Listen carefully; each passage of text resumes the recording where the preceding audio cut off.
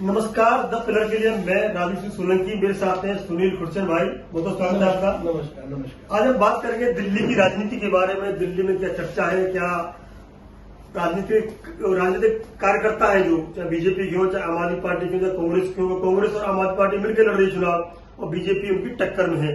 और पिछली बार जो विधानसभा चुनाव हुए थे और उसके बाद जो एमसीडी इलेक्शन हुए थे उनमें आम आदमी पार्टी जीत गई थी, लेकिन लोकसभा में बीजेपी जीती थी। तो आंकड़े कहीं न कहीं विधानसभा के हों, चाहे एमसीडी के हों, चाहे लोकसभा के हों, परसेंटेज ऑफ वोट की बात करते हैं तो कहीं न कांग्रेस और आप मिलकर के बीजेपी टक्कर में दिखाई देती है। साथ ही साथ जो बीजेपी में टिकट वितरण हुआ है उससे कितने कार्यकर्ता संतुष्ट हैं, नाराज हैं, रोष है, उसके बाद चर्चा करेंगे। खुर्चन भाई, क्या रोष है या संतुष्ट है कार्यकर्ता? देखो, रोष तो कुछ भी नहीं है। पार्टी में सिर्फ जोश के सिवा सारे लोग जोश में लगे हुए हैं, जोश से लड़ रहे हैं, जोश से लड़ा रहे हैं। हर एमपी को, जो बीजेपी का एमपी है, कैंडिडेट है, उसके लिए मैं आपको ये आपके चैनल से मार्फत आपको बताना चाहता हूं और लोगों को संदेश देना चाहता हूं कि इस इलेक्शन में जिसकी भी जो नाराजगी थी या जो नाराज है, नीचे का कार्यकर्ता, चाहे मंडल अध्यक्ष हो, चाहे जिला अध्यक्ष हो, चाहे निगम पार्षद हो, चाहे विधायक हो, आपस में कई जगह हमने देखा है, लेकिन वो जाहिर नहीं होता है। तो मैं ये चाहता हूं कि आप लोग सब लोग मिलकर के काम करो। नहीं, काम करने वाली बात है। मेरा यह है कि टिकट वितरण में संतुष्ट नहीं है, रोष नहीं है, बिल्कुल जोश ही जोश है। मैं कह रहा हूँ जोश तो कई जगह तो विरोध हुआ है। नहीं, विरोध करना हर आदमी का हक है। मैंने उस समय बोला था विरोध करना आदमी का है, लेकिन पार्टी को अगर कोई भी नाराजगी दिखाएगा, पार्टी को नीचा दिखाने की कोशिश करेगा, पार्टी को हराने की कोशिश करेगा, उसके साथ पार्टी कभी नहीं खड़ी रहती। पहली बात। अच्छी बात, आप इतना अच्छा काम था तो 7 में 6 टिकट क्यों काटनी पड़ी?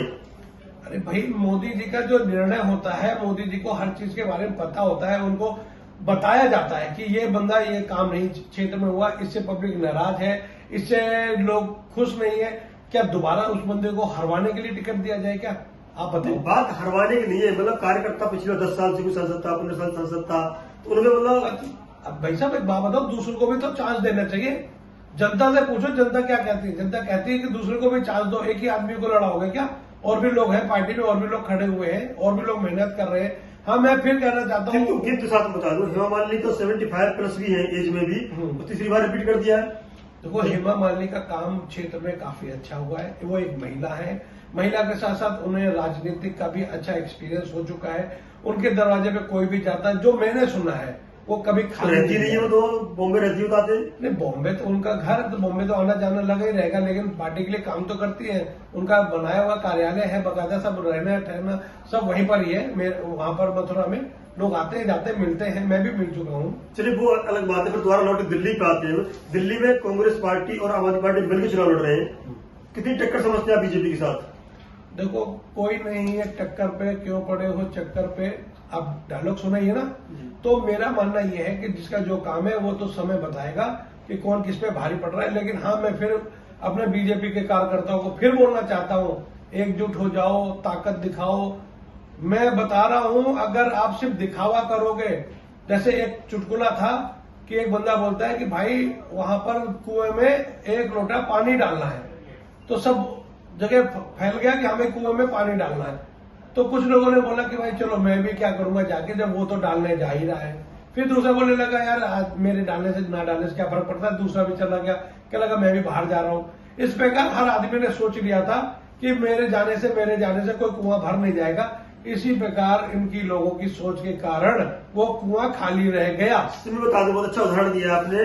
उस दिन छुट्टी रहती है और लोग सोचते हैं छुट्टी का आनंद लें, वोट डालने क्यों जाए। उन युवाओं से, विशेष तौर पर युवाओं से क्या कहेंगे आप? हाँ, तो यही मैं आप इसी के परिभाषा में आपको बताना चाहता हूँ कि ये मत सोचना कि मेरे वोट न डालने से क्या फर्क पड़ेगा। एक एक वोट काफी कीमती है, उसका सही उपयोग करें। किसको देना है ये आपकी मर्जी है, लेकिन मैं जरूर चाहूंगा कि एक बार जमुना पार 400 पार। जय हिंद। आप इतना आसान समझ रहे हो, इतना दिल्ली में आसान नहीं है। अगर ऐसा आसान होता तो टिकट नहीं कटते, 7 में 6 टिकट काटते हैं। बीजेपी की रणनीति रही होगी, लेकिन कहीं न कहीं टक्कर कर रही है इस बार। और बीजेपी माने चलिए आप, कांग्रेस आप मिलकर ही चुनाव लड़ रहे हैं, बीजेपी पूरी टक्कर दे रहे हैं, ऐसा जनता मानती है। नहीं, ये बात तो मैं भी मानता हूं।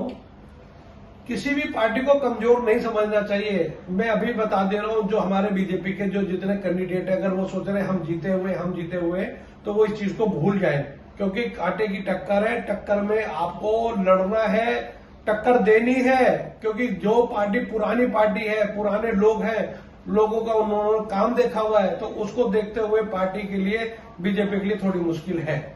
बीजेपी के लिए मुश्किल है। खैर 6वें चरण में दिल्ली में चुनाव है, उससे पहले प्रियंका गांधी कहती थी कि मैं बेटी हूँ, लड़की हूँ, लड़ सकती हूँ। राहुल गांधी ने बहुत सारी 5 न्याय संकल्प लिए हैं। आज घोषणा पत्र भी आया है, बीजेपी घोषणा पत्र आने वाला है। तो कहीं न कहीं इन्होंने जो छोटा वर्ग है, मध्यम वर्ग है, जैसे कि एमसीडी और विधानसभा में केजरीवाल ने वोट लिया था, अब वो फॉर्मूला लागू होता है, जनता पे उनका जादू से चढ़ के बोलता है, तो मुश्किल नहीं होगी बीजेपी के लिए। बीजेपी के लिए कुछ भी मुश्किल नहीं है, कोई भी चीज नामुमकिन नहीं है।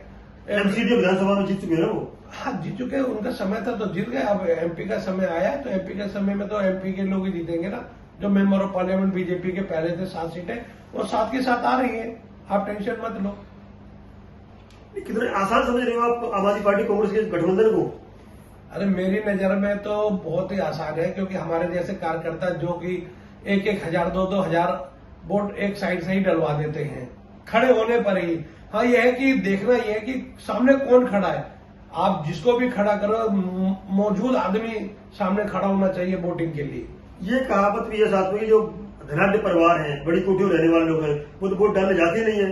इसलिए जो मध्यम वर्ग और गरीब वर्ग है वो वोट डालने जाता है, और केजरीवाल कांग्रेस ने उस पकड़ बनाई है। नहीं, इस बार मोदी जी के नाम पे सब लोग वोट डालेंगे, आप उससे बेफिक्र रहो। कोई भी कहीं घूमने नहीं जाएगा, पहले वोट डालेगा फिर घूमने जाएगा। पहले वोट बाद में रोड। हाँ, ये भी कह सकते हैं, पहले वोट उसके बाद रोड। मतलब रोटी बात कर रहा हूँ। रोटी? अच्छा, मैंने सोचा आप घूमने की कह रहे हो कि रोड के ऊपर घूमेगा, तो मैं इसलिए कह रहा हूँ कि ये रोड और बोट और रोटी सब चलती रहेगी। चलिए, बहुत बहुत धन्यवाद आपका कि आपने बताया कि बीजेपी कार्यकर्ता सक्रिय है और जोश में है, और इस बार दिल्ली में पूरा जोश दिखाएगा। लेकिन आक्रोश भी है कहीं कहीं, उसको भी देखना होगा। और दूसरी बात है, टक्कर बहुत कर रही है। दोनों एमसीडी विधानसभा चुनाव की वोटिंग परसेंटेज जोड़ेंगे, कहीं न कहीं वो लोकसभा में 19 में बीजेपी का आगे था, 50% के आसपास मार्जिन था। लेकिन परसेप्शन बदलता है, और केजरीवाल जेल में है, उसका भी वो चाहेंगे कि कैसे न कैसे आंसू बहा के ही सही उसका उन्हें लाभ मिले। 4 जून को पता चलेगा। तो तब बने रहिए द पिलर के साथ। जय हिंद, जय भारत।